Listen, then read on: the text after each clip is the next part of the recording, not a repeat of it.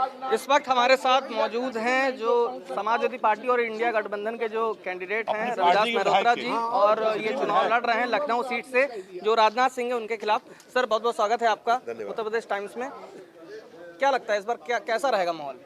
कि समाजवादी पार्टी और कांग्रेस पार्टी के बीच में गठबंधन होने के बाद इंडिया मोर्चा बहुत मजबूत हो गया है और यहाँ लखनऊ शहर से दो जो मेन पार्टियां हैं, समाजवादी पार्टी और कांग्रेस पार्टी, दोनों का आधार है और हम लोग मिलकर चुनाव लड़ रहे हैं। इस बार भाजपा को बहुत भारी अंतर से चुनाव हराने जा रहे हैं।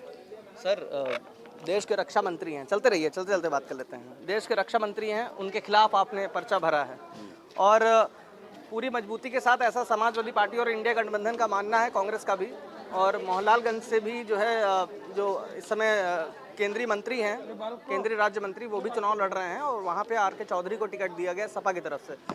तो आपको लगता है कि इस बार कुछ हो पाएगा, माहौल बदलेगा थोड़ा? देखिए, लखनऊ के जो सांसद हैं उनको जनता की समस्याओं से कोई मतलब नहीं है। किसी के कष्ट में, किसी के दुख में कहीं खड़े नहीं होते हैं।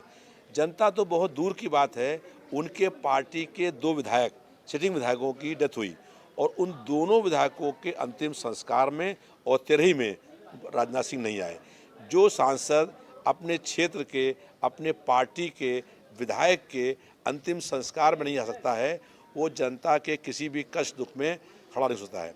यहाँ जब लखनऊ आते हैं तो लखनऊ में खबर निकलती है कि लखनऊ का सांसद लखनऊ आ रहा है।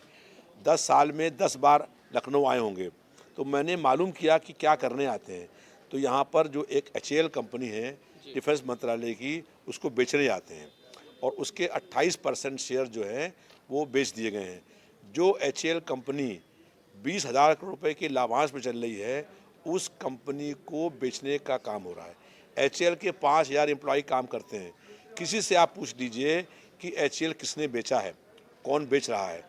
तो लगातार जो है यहाँ पर लखनऊ की संपत्ति बिक रही है। किसी के कष्ट दुख से कोई मतलब नहीं है, किसी की समस्या से मतलब नहीं है और हम लोग जनता के मुद्दों को लेकर, जन समस्याओं को लेकर के 250 बार जेलों में गए हैं और जनता जब कभी भी कोई आवाज़ लगी है, हम लोगों ने वहाँ पहुँच करके संघर्ष करने का काम किया है। यहाँ लखनऊ नगर में एक बहुत बड़ी बस्ती, अकबर नगर बस्ती, वो 6 महीने से टूट रही है। हम लोग संघर्ष कर रहे हैं, रोकने का काम कर रहे हैं, लेकिन राजनाथ सिंह ने एक शब्द भी नहीं बोला है कि जो ये मलिन बस्ती है, इतनी बड़ी, जो लोग वहाँ रह रहे हैं, अवैध कब्जा बताया जा रहा था उसमें। वो अवैध कब्जा तो जितने लखनऊ शहर के अंदर जगह नज़ूर की है, सब पर लोगों को कब्जा है और 75 साल से वहाँ लोग रह रहे हैं। नज़ूर का ये नियम था कि जो वहाँ लोग रहते हैं उन लोगों को ही मालिकाना हक मिलेगा। हमने ये मांग करी कि जो लोग वहाँ पर रहते हैं उन लोगों को वही मालिकाना हक मिल जाए, लेकिन उस ज़मीन को उनसे खाली करा करके एक बड़े बिल्डर के हाथ बेचने का काम हो रहा है।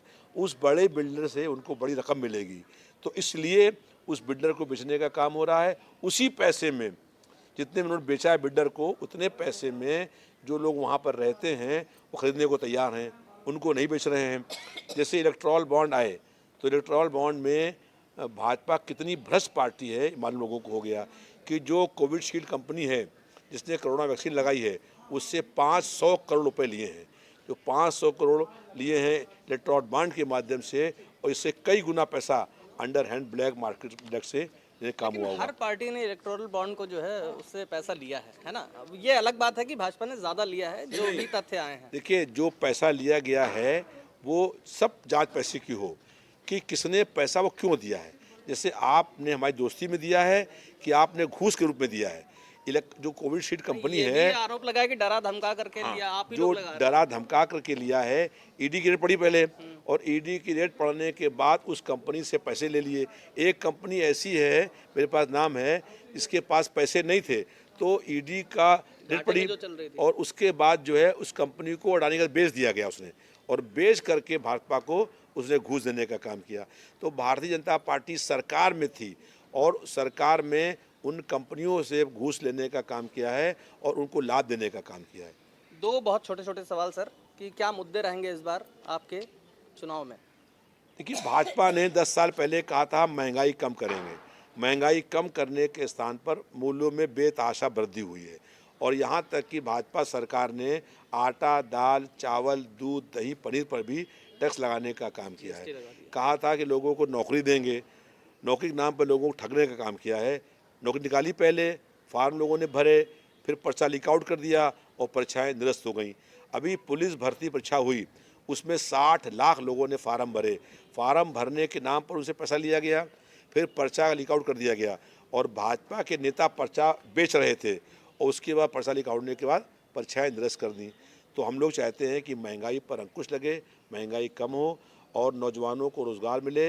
इंडिया मोर्चे ने घोषणा करी है कि हर बेरोजगार नौजवान को साल में 1 लाख रुपया दिया जाएगा और 35 लाख लोगों को हर वर्ष नौकरी देने का काम होगा। हम जो वादे करते हैं उसे पूरा करने का काम करते हैं। भारतीय जनता पार्टी पहले वादा करती है और बाद में कहती है जुमला था।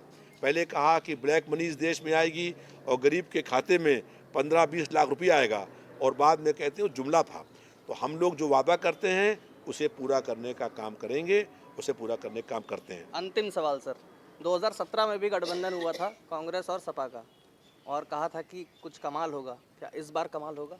देखिए, इस बार जो है विशेष बात ये है कि पोलिंग स्तर तक और बूथ स्तर तक जो है कांग्रेस पार्टी और सपा मिल करके चुनाव लड़ रही है।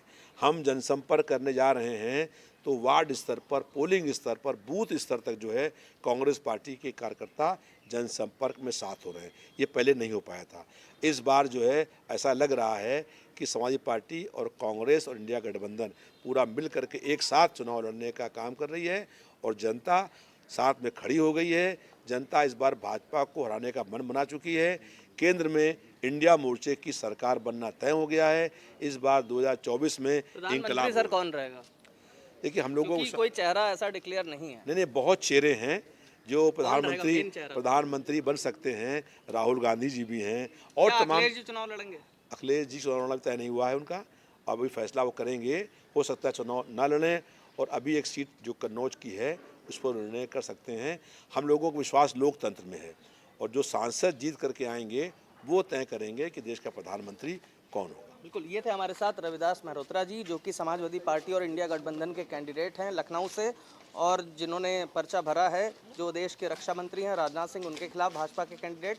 वहीं उनका कहना है कि जो भाजपा पार्टी है वो जनता के हित में काम नहीं कर रही है और आने वाले समय में जो इंडिया गठबंधन है उससे ही एक चेहरा निकल कर आएगा जो देश का प्रधानमंत्री बनेगा। योगेश मिश्रा, उत्तर प्रदेश टाइम्स, लखनऊ।